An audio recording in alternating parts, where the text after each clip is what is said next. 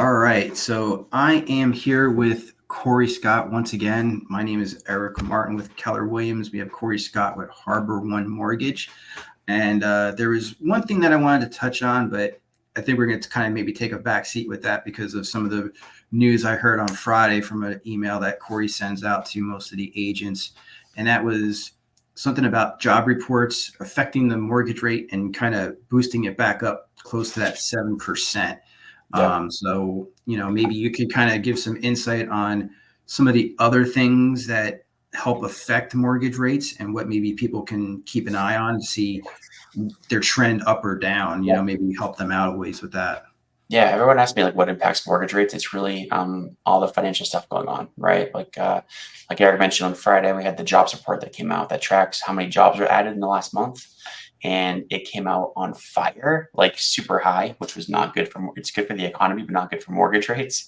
I think they're projecting to add like 180,000 jobs or something, and they added 360. Like it was almost double what they're expecting. So it just came out totally crazy.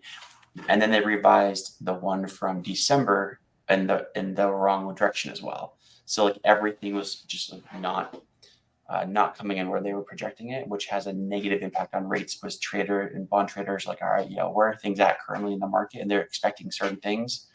That big of a miss is really challenging for them in regards to rates. So there's some more uncertainty, right?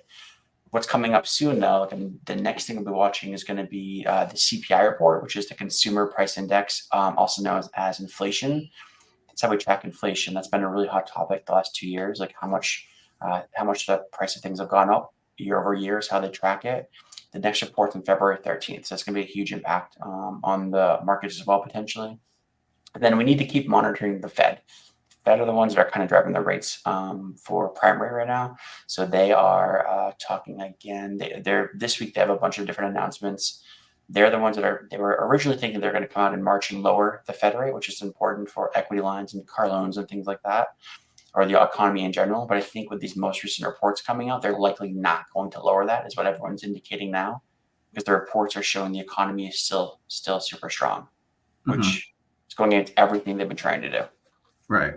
I gotcha.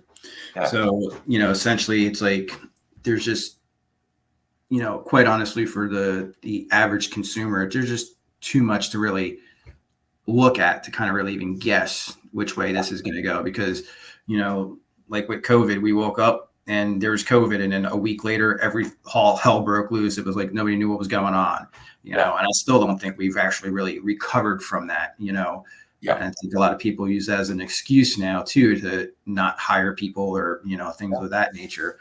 But so with that said, the other thing that I wanted to kind of get into was on our last call, you had mentioned your cashback program. Yeah.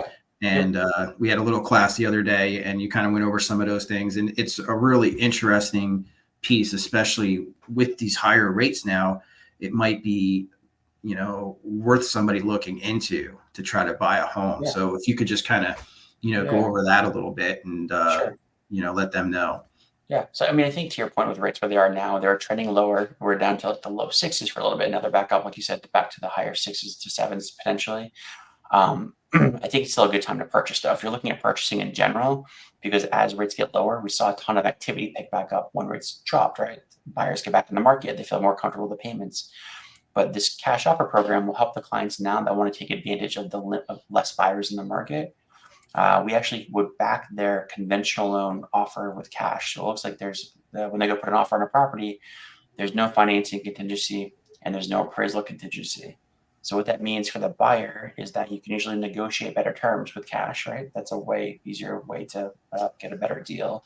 We can close quicker, and it gives the seller certainty that we're going to close a transaction.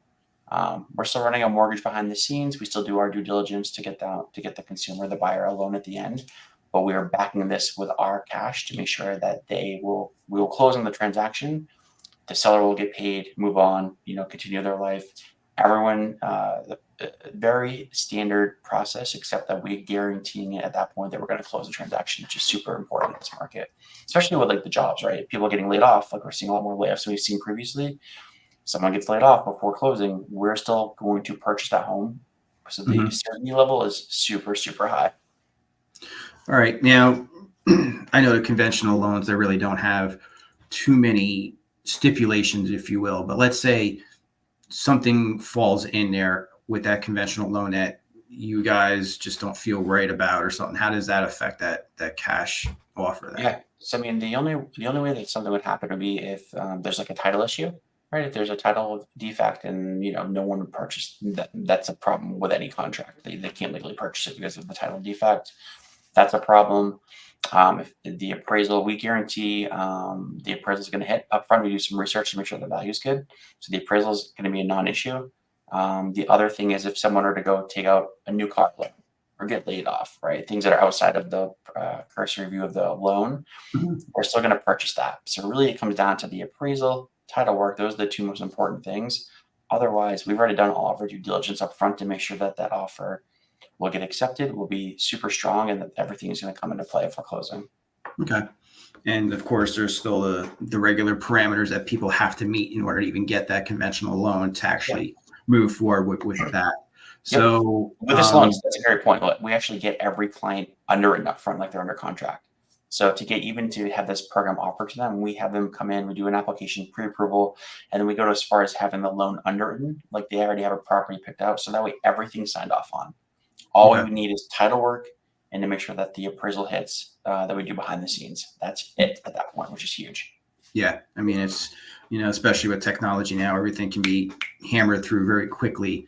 Yeah. I know most loans are closing 15, 20 days, maybe even 30 at the latest. So that's really great. So if anybody has any questions about those scenarios or whatever you want to get in reach with Corey, you can either just DM me. I can send you his info, or I can throw it on the end of this video.